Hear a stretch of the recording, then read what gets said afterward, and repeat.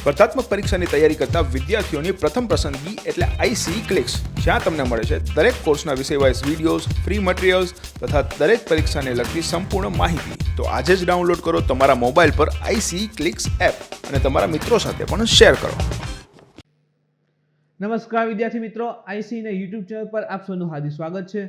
મિત્રો, આજે આપણે જે કરંટ અફેર્સના ઇમ્પોર્ટન્ટ ટોપિક પર ચર્ચા કરવાના છીએ. સૌપ્રથમ એ ટોપિકનું લિસ્ટ જોઈએ.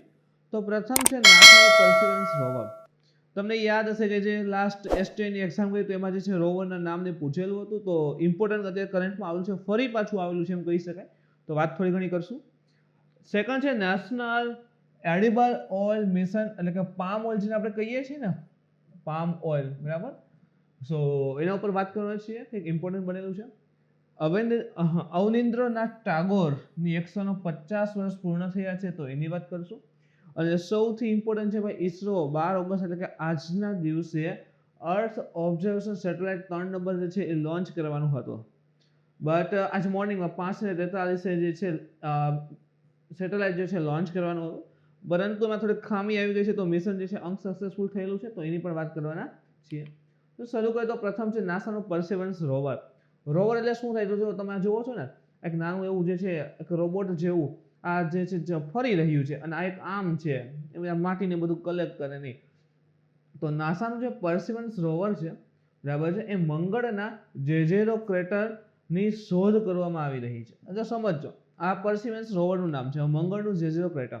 આ મંગળ ગ્રહ રહેલો છે, અને મંગળની સપાટી પર આ જગ્યાએ આ પ્રકારે તમે જો ક્રેટર આવેલું છે. આખો વિસ્તાર જો છે ને, આખો વિસ્તાર આ રીતે, અને અહીંયા આ ક્રેટર છે. સો જેજેરો ક્રેટર જે આવેલો છે, જેજેરો ક્રેટર, એની શોધ કરવામાં આવી રહી છે. એટલે શોધ કરવું એટલે એમ નથી કે એને પ્રથમ વખત શોધેલો છે. ખબર તો હતી કે જેજેરો ક્રેટર છે, પણ એ ક્રેટર જે રહેલો છે ત્યાંથી આ માટીની બધું કલેક્ટ કરાઈ રહ્યું છે. માટીને બધું કલેક્ટ કરાઈ રહ્યું છે, એટલે એનો અંદાજ આવે કે ભાઈ આના પેટર્નમાં શું છે. કારણ કે ક્રેટરનો ફંડા તમે જુઓ તો આવશે કે ભાઈ એક વખત જ્વાળામુખી હોય, પછી આખો ભાગ જે છે યુ શેપમાં એકદમ ફનલ શેપમાં રહી ગયેલો હોય. સો બધી વસ્તુ ત્યાં રિસર્ચ થઈ રહી છે. તેમજ ગ્રહની સપાટી પરથી ખડકોના પ્રથમ નમૂનો એકત્રિત કરવાનો પ્રયાસ કરવામાં આવી રહ્યો છે.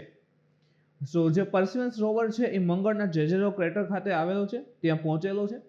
એન્ડ ત્યાંથી જે ખડકો છે, જે પથ્થર તમે જોવો છો ને, એ મુજબ જે છે એ એકત્રિત કરવાનો પ્રયાસ કરે છે. એવું નથી કે પ્રથમ વખત પ્રયાસ હતો, એની પહેલા પણ કરેલો હતો. તો પર્સિવરન્સ રોવરે તેના પ્રથમ પ્રયાસ દરમિયાન ખડકોના કોઈ નમૂના એકત્રિત કરવામાં નિષ્ફળ રહ્યું હતું. હવે આપણે એમ થાય કે આમાં શું ને ખડક લેવા, પણ બહુ અઘરું હોય છે. આખું પૃથ્વી ઉપરથી સંચાલિત થાય છે. તો આ પૃથ્વી ઉપરથી આટલે દૂર રહીને સંચાલિત થાય છે, એટલે એની વસ્તુ તોડી બધી કલેક્ટ કરવી ખૂબ હાર્ડ હોય છે.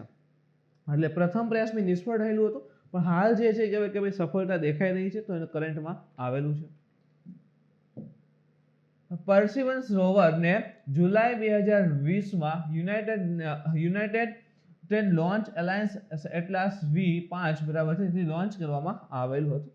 તો ભાઈ યુનાઇટેડ એલાયન્સ બરાબર, યુનાઇટેડ લોન્ચ એલાયન્સ 5 થી જે છે લોન્ચ કરેલું હતું. કેમ આપણે GSLV ને PSLV છે ને આપણા, તો એનું લોન્ચિંગ વ્હીકલ છે, એના દ્વારા જે છે આ લોન્ચ કરવામાં આવેલું હતું.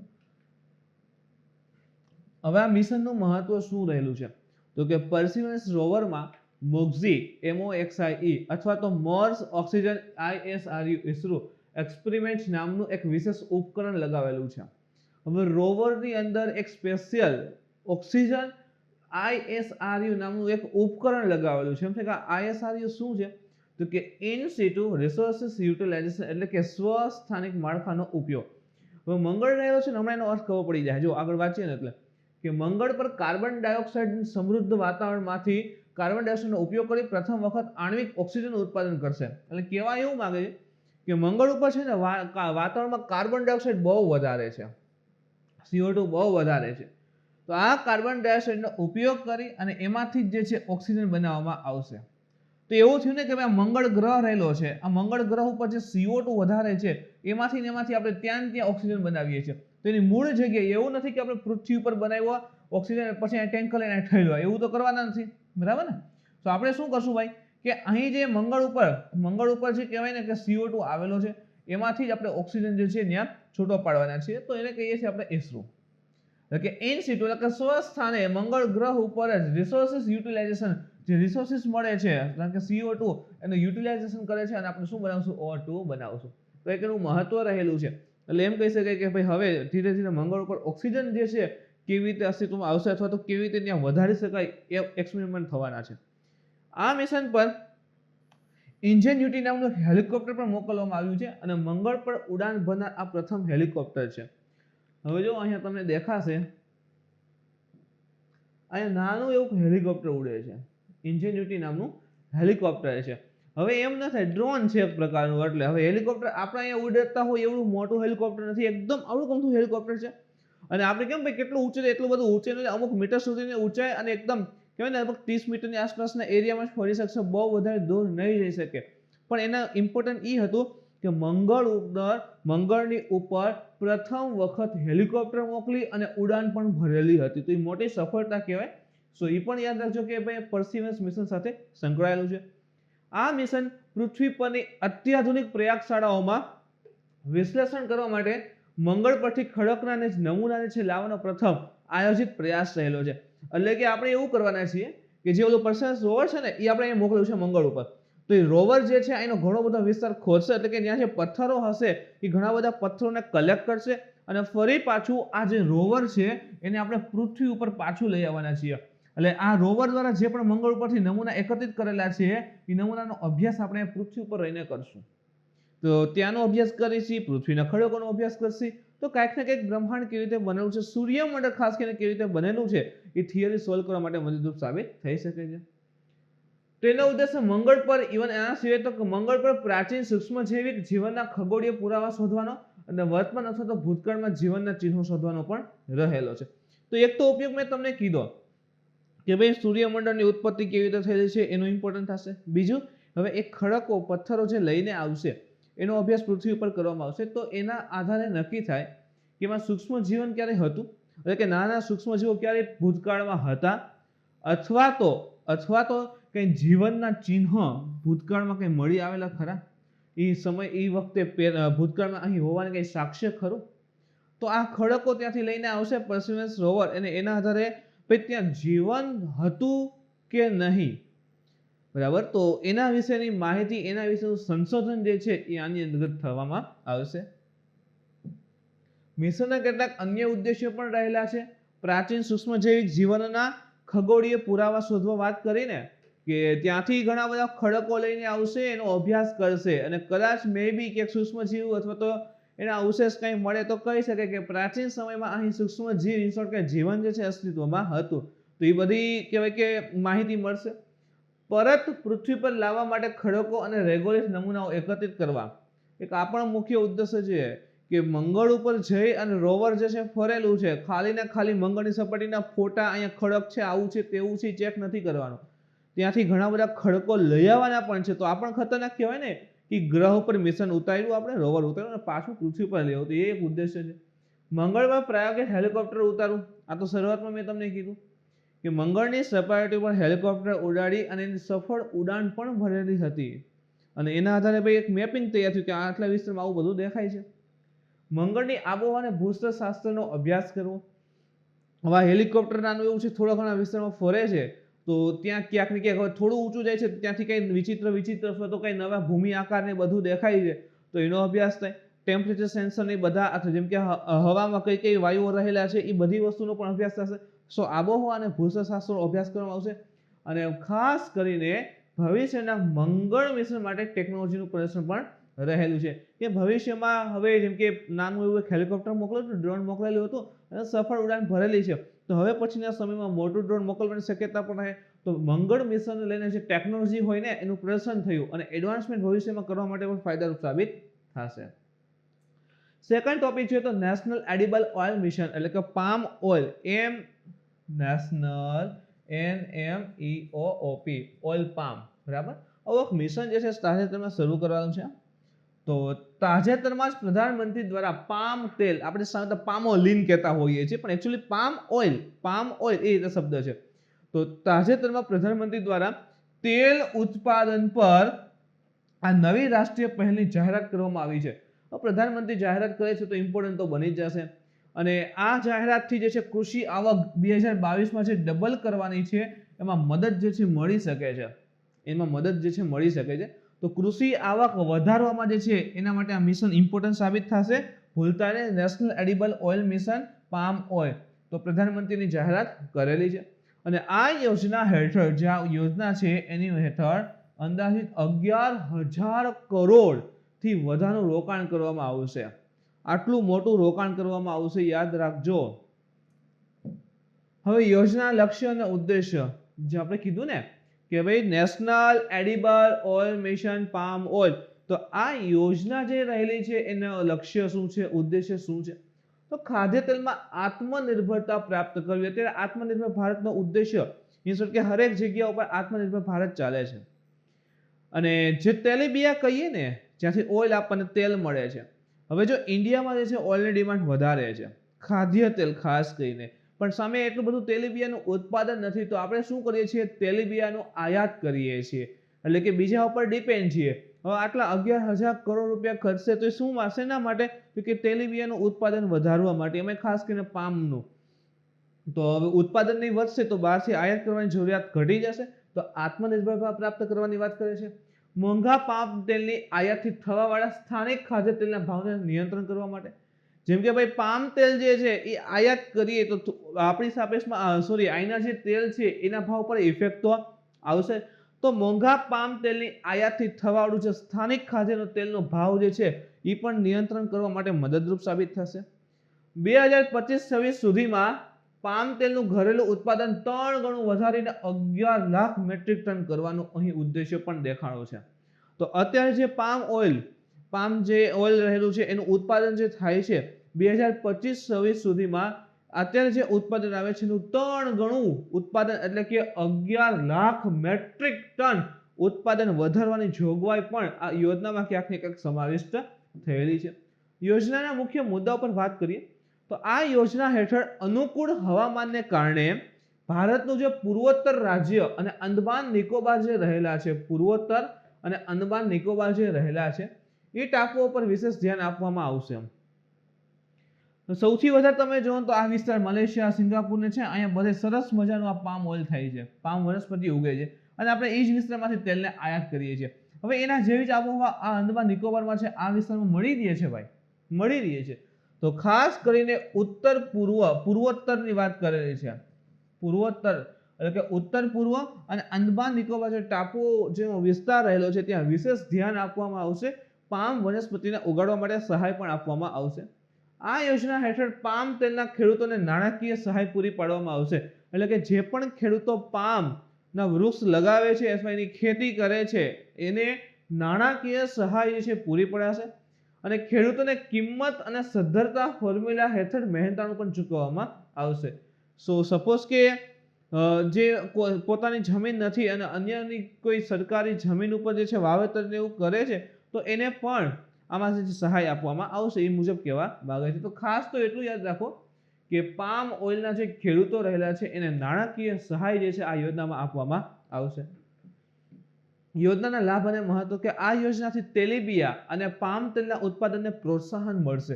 તેલીબિયા એટલે શું કે જેમાંથી ઓઇલ પ્રાપ્ત થાય છે, એટલે એક મગફળી છે, આપણે કહીએ ને માંડવીનું તેલ ભાઈ, બરાબર. તો એ રીતે તો તેલીબિયા અને પામ ઓઇલ એના ઉત્પાદનને પ્રોત્સાહન મળશે, એટલે ખેડૂતો એના પ્રત્યે આકર્ષાશે. હવે જો આ સિંચાઈની સુવિધા થઈ રહી છે, સેકન્ડ થિંગ કે ટેકાના ભાવની વાત છે, હરિત ક્રાંતિનો પ્રભાવ રહેલો છે, આ તો આ બધાના કારણે જે દાળ છે, તેલીબિયા છે, એનું ઉત્પાદન થોડું ઘટી ગયું છે પહેલાની સાપેક્ષમાં, અને અમુક પાક જે છે એ વધારે બૂસ્ટ થઈ રહ્યા છે. આના સિવાય આના ભાવમાં જે છે ફેરફાર પણ ઘણી વખત મોટા પાયે જોવા મળતા હોય છે.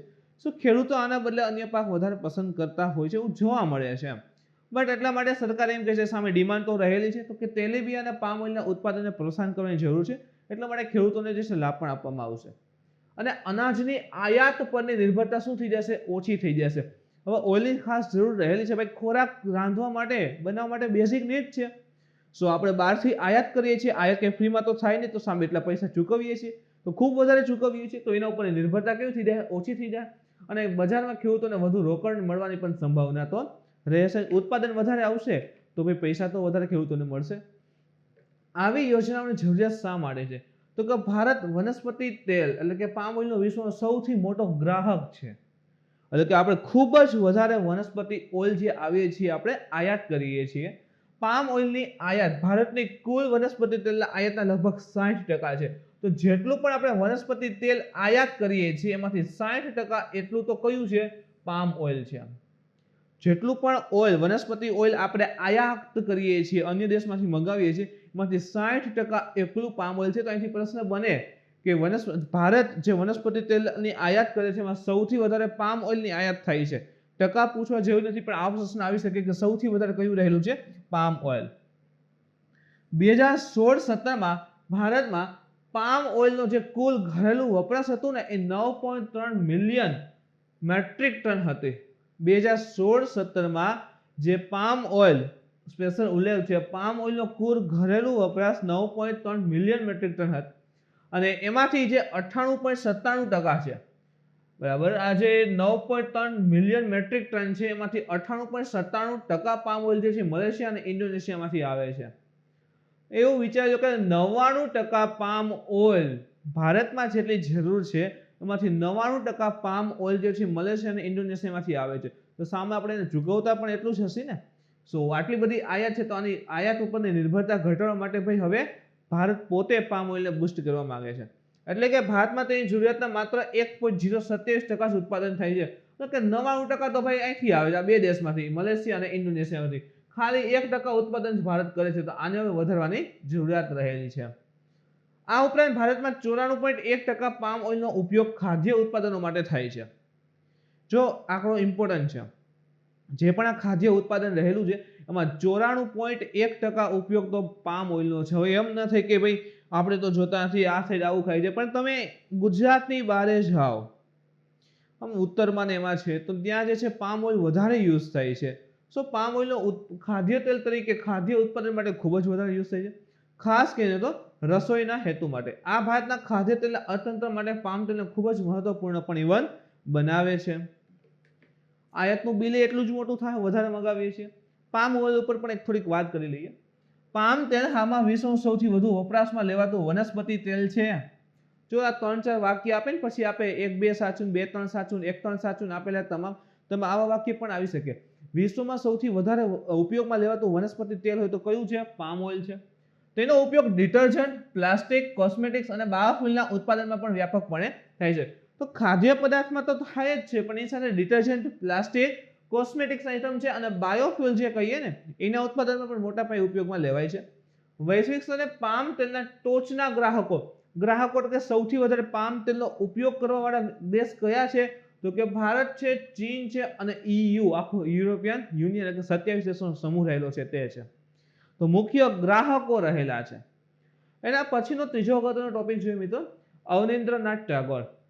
જે 7 ઓગસ્ટ હતી ને તે દિવસે અવનિન્દ્રનાથ ટાગોરની 150મી જન્મ જયંતિ જે છે સેલિબ્રેટ થયેલી હતી. તો 150 વર્ષ છે, 100 વર્ષ હોય, 99 હોય, 125 હોય, તો ઇમ્પોર્ટન્ટ બનતા હોય છે, 75 હોય, જેમ કે આઝાદીના 75 યર્સ, બરાબર. તો 7 ઓગસ્ટે અવનિન્દ્રનાથ ટાગોરની 150મી જન્મ જયંતિ સેલિબ્રેટ થયેલી છે અને એનું ખૂબ મહત્વ રહેલું છે. હમણાં આગળ ખબર પડી જશે. રવિન્દ્રનાથ ટાગોરના ભત્રીજા અવનિન્દ્રનાથ ટાગોર ભારતની બંગાળ સ્કૂલ ઓફ આર્ટના સૌથી અગ્રણી કલાકારોમાંના એક હતા. તો રવિન્દ્રનાથ ટાગોર જે હતા એના ભત્રીજા થાય છે અને જે બંગાળ સ્કૂલ ઓફ આર્ટ એટલે કાંઈક ને કંઈક તમે જો કલા સાથે તેઓ સંકળાયેલા છે. તો બંગાળ સ્કૂલ ઓફ આર્ટના સૌથી અગ્રણી કલાકારોમાંના એક હતા.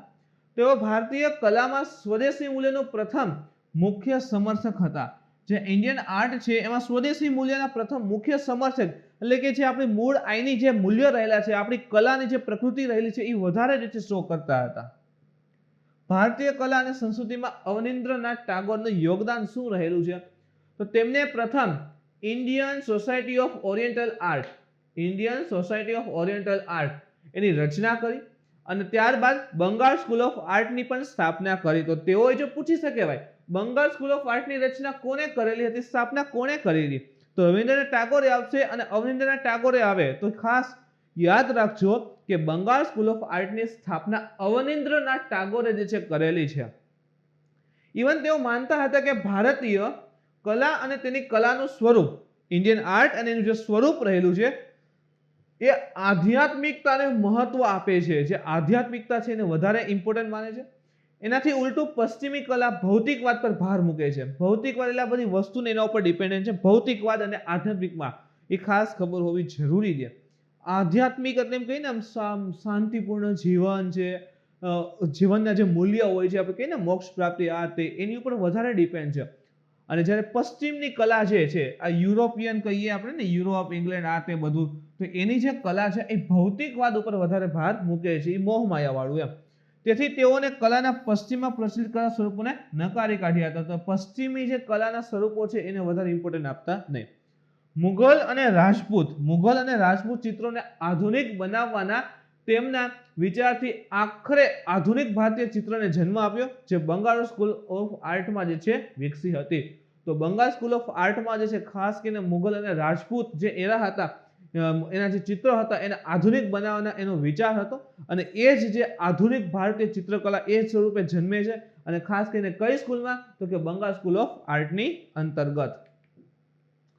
ભારતીય કલા સંસ્કૃતિમાં આનો સિવાયનું યોગદાન, તો કે તેમનું મોટા ભાગનું કામ જે છે એ હિન્દુ ફિલોસોફીથી પ્રેરિત છે.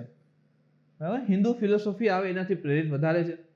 તેમના પછી કાર્યોમાં અવનીન્દ્રનાથે ચાઇનીઝ અને જાપાનીઝ સુલેખન મોટિફ પરંપરાઓને તેમની શૈલીમાં એકીકૃત કરવાનું પણ શરૂ કરેલું હતું. તો હિન્દુ ફિલોસોફીથી તો તેઓ કહેવાય ને કે પ્રેરિત હતા. આના સિવાય ચાઇનીઝ અને જાપાનીઝ સુલેખન જે મોટિફ પરંપરા આવે છે એમની શૈલીમાં પણ તેઓને એકીકૃત કરવાનું કાર્ય કરી દીધું. આની પાછળ તેમનો ઉદ્દેશ્ય તો કે સમગ્ર એશિયનને આધુનિક કલા પરંપરા અને પૂર્વની કલાત્મક અને આધ્યાત્મિક સંસ્કૃતિના સામાન્ય તત્વો સાથે સમાધાન કરવાનો હતો.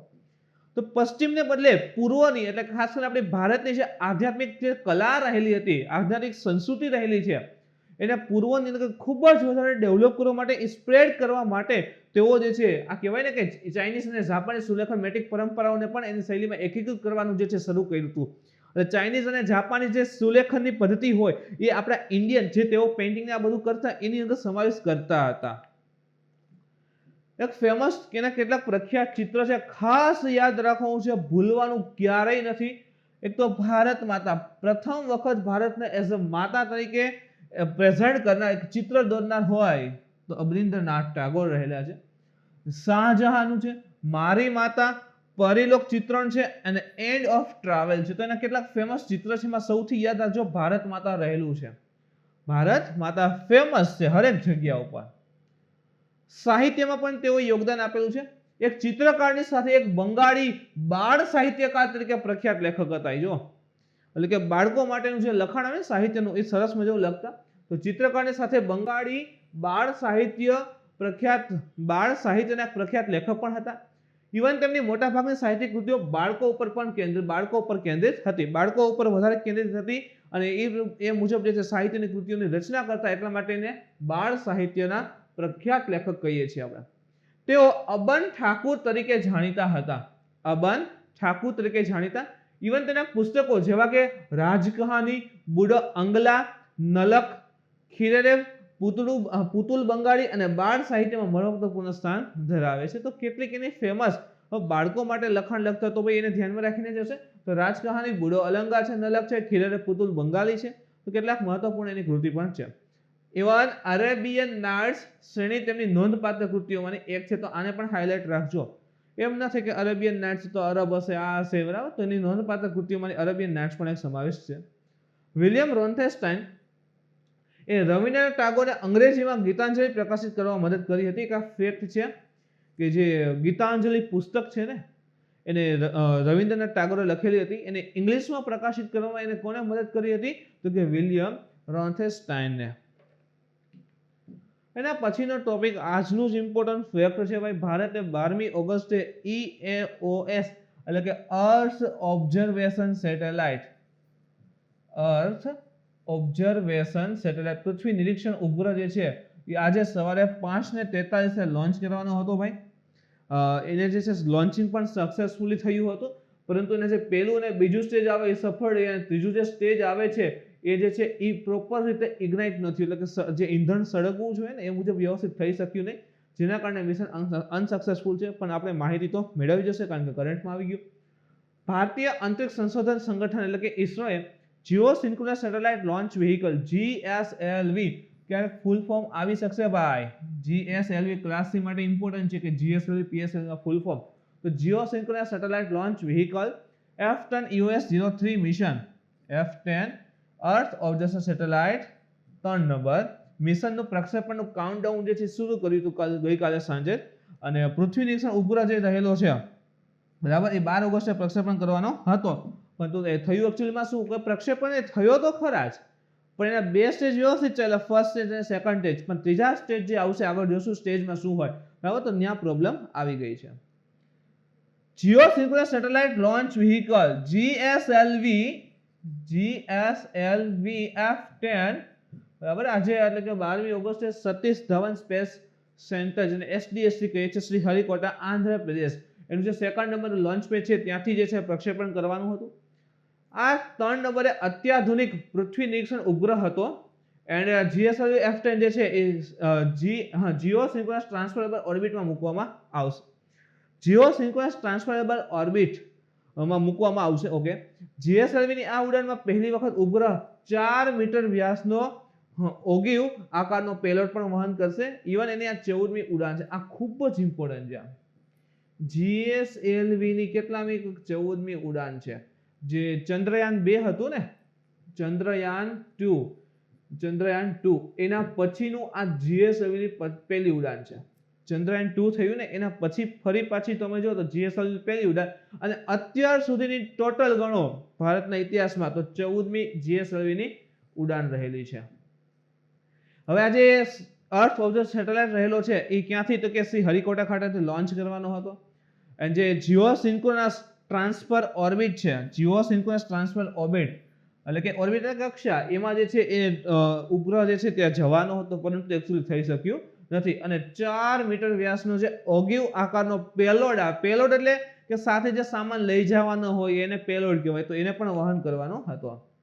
જીઓસિન્ક્રોનસ સેટેલાઇટ લોન્ચ વ્હીકલ GSLV એ આપણા માટે ઇમ્પોર્ટન્ટ છે. ઇવન તમે પીટી ના પ્રશ્ન જોશો, ઇવન લાસ્ટ ટાઈમ જે STI છે DYSO ને એમાં એક્ઝામમાં તમને આવું પૂછી લે છે કે GSLV અને PSLV ના ડિફરન્સ આપો, મેન્સમાં પૂછાઈ ગયેલો પ્રશ્ન છે, તો ખાસ જોઈજો. GSLV ઇસરોની વિસ્તૃત પ્રક્ષેપણ પ્રણાલી છે. ઇવન તેનો ઉપયોગ 2001 થી 2018 સુધી ટોટલ 13 લોન્ચમાં જે છે કરવામાં આવેલો હતો. GSLV Mach 3 કરતા તદ્દન અલગ છે, ભલે ને તે નામ શેર કરે તો પણ સરખા જ નામ દેખાય પણ તેનાથી અલગ છે. GSLV પ્રોજેક્ટ સૌપ્રથમ 1990માં ભૂ સમન્વય ઉપગ્રહ એટલે કે જીઓસિન્ક્રોનસ સેટેલાઇટ માટે ભારતીય પ્રક્ષેપણ ક્ષમતા પ્રાપ્ત કરવાનો ઉદ્દેશ્ય શરૂ કર્યો હતો. GSLV છે ને ઇન શોર્ટ એવું સમજો કે આમ ઊંચાઈ ઉપર વધારે લઈ જવા હોય ને, વધારે ભાર હોય, પેલોડ વધારે હોય, પ્લસ 35,000 થી વધારે 35,786 કિલોમીટર પૃથ્વીની સપાટીથી એટલે ઊંચે લઈ જવું હોય ને, તો એના માટે ખાસ GSLV જોઈએ. શું જોઈએ? GSLV. અને જે PSLV હોય ને, પોલાર સેટેલાઇટ લોન્ચ વ્હીકલ, તો એ અપ ટુ ધ્રુવીય વિસ્તારમાં જે છે 1000 કિલોમીટરની ઊંચાઈ સુધી લઈ જઈ શકે છે, એની એટલી કેપેસિટી છે. હવે 35,786 એ જવું હોય તો શેની જરૂર પડે? GSLV ની જરૂર પડે છે. ઇવન આની જે પેલોડની કેપેસિટી હોય છે PSLV કરતા કેવી હોય? વધારે હોય છે. હવે શું આ GSLV અને PSLV જેવું જ છે? GSLV PSLV જેવું છે કે ના, બેમાં ફેર હોય. જે GSLV હોય ને, પહેલા તો એ જે કહ્યું GSLV એ 3 સ્ટેજ ધરાવે, જ્યારે PSLV જે છે એ 4 સ્ટેજ ધરાવે છે. 3 સ્ટેજ 4 સ્ટેજ પ્રશ્ન 2 થી 3 વાર આવી ગયેલો છે. GSLV PSLV ની પ્રક્ષેપણ વાહનોની મુખ્ય ઘટકોનો ઉપયોગ કરી લે છે. એટલે કે PSLV માં જે ઘટક, જે પ્રક્ષેપણ યાન હોય, વાહન આવેલા છે, એનો ઉપયોગ GSLV ની અંદર કરવામાં આવે છે. તેમાં solid rocket booster S125, X125 અને X139 અને લિક્વિડ ફ્યુલ ડેવલપમેન્ટ એન્જિનનો ઉપયોગ કરવામાં આવ્યો છે. જો આપણે કીધું કે GSLV માં ટોટલ કેટલા સ્ટેજ હોય? GSLV માં ટોટલ 3 સ્ટેજ હોય, 3 સ્ટેજ હોય. તો તમે અહીંયા ફોટો જોશો ને એટલે ક્લિયર થશે ગાઈસ. અહીંયા સ્ટ્રેપોન લગાવે, આ જે સેટેલાઇટ હોય ને, આ સેટેલાઇટ છે, આખો આ રોકેટ છે એમ, અને અહીંયા નાના નાના લખેલ આ સ્ટ્રેપોન લગાવેલા હોય, સ્ટ્રેપોન કહેવાય એને. તો GSLV ના ટોટલ 3 સ્ટેજ છે. એમાં ફર્સ્ટ સ્ટેજ હોય ને, આનું આજે આ મોટું જોવો ને તમે આ સેટેલાઇટ, બરાબર છે, એમાં સોલિડ ફ્યુલ હોય. આ યાદ રાખજો કયું ફ્યુલ હોય? સોલિડ ફ્યુલ હોય. અને જ્યારે આ સ્ટ્રેપોન છે એની અંદર જે છે લિક્વિડ ફ્યુલ હોય. હવે સડક છે અને કહેવાય ને કે અપ ટુ લગભગ 100 સેકન્ડ સુધી ખાસ તમને બધું હાઇલાઇટ કરતો જાઉં છું એટલે ક્લિયર થાય. અપ ટુ 100 સેકન્ડ આ જે ભાગ હોય ને અહીંયા જે ફ્યુલ ભર્યું હોય વચ્ચેના એ સળગશે. એના પછી જે કહેવાય ને કે આ સાઈડના જે સ્ટ્રેપોન લગાડે છે એક્ટિવ થતા હોય એની અપ ટુ 54 સેકન્ડ સુધી જે છે એ થ્રસ્ટિંગ આપવામાં એટલે કે ઉપર લઈ જવામાં એને મદદ કરતું હોય છે. જેવું ફર્સ્ટ સ્ટેજ ઓવર થશે કે સેકન્ડ સ્ટેજ ચાલુ થશે. સેકન્ડ સ્ટેજની અંદર મિત્રો લિક્વિડ ફ્યુલ હોય છે. કયું ફ્યુલ હશે? લિક્વિડ હશે. અને જીએસ એના પછીનું થર્ડ સ્ટેજ આવશે ભાઈ, એ કયું હશે? તો થર્ડ સ્ટેજ રહેલું છે એનું નામ રહેલું છે ભાઈ ક્રાયોજેનિક એન્જિન. ભૂલાય નહીં, ક્રાયોજેનિક એન્જિન. તો ફર્સ્ટ જે છે જીએસ માં તમે જો તો સોલિડ હશે, સેકન્ડમાં જે છે લિક્વિડ છે, અને થર્ડ જે રહેલું છે એ ક્રાયોજેનિક એન્જિન રહેલું છે. તો જે આજે લોન્ચ થયું ને અર્થ ઓબ્ઝર્વેશન સેટેલાઇટ, તો એમાં એ જ વસ્તુ છે કે આ પેલા બે સરસ મજાના સક્સેસફુલ રહ્યા હતા, પણ ત્રીજું જે ક્રાયોજેનિક એન્જિન હતું ને, તો એન્જિનમાં જે ફ્યુલ હશે એ ફ્યુલ સળગવું જોઈએ, તો ઇગ્નાઇટ ન થયું, સળગ્યું જ નહીં, જેથી કરીને થ્રસ્ટ નહીં મળે તો ઉપર જઈ શકે નહીં. તો એના કારણે આ મિશનમાં ટેકનિકલ ફોલ્ટ આવ્યો હતો અને મિશન જે છે કેન્સલ થયું હતું. અને એવું પણ કહેવાયું છે કે શિવન દ્વારા કે ઇસરોના ચેરમેન છે કે શિવન, તો એના દ્વારા એવું પણ કહેવામાં આવ્યું છે કે થોડાક સમય ફરી આ મિશન જે છે પાછું આખું ચાલુ કરવામાં આવશે. તો આ વસ્તુને ધ્યાનમાં રાખજો. તો આજે જ કરંટમાં આવી ગયું છે તેના વિશેની વાત કમ્પ્લીટ કરી લીધી. તો મિત્રો આજનું કરંટ અહીં સમાપ્ત થાય છે. આજના લેક્ચરમાં તમને કંઈ ડાઉટ ક્વેરી હોય તો આપ કોમેન્ટ કરી જણાવી શકો છો. મિત્રો આજનો વિડીયો ગમ્યો હોય તો લાઈક કરો, શેર કરો, તમારા મિત્રો સુધી પહોંચાડવા કોશિશ કરો. કાલે ફરી મળીશું નવા ટોપિક સાથે. Thank you.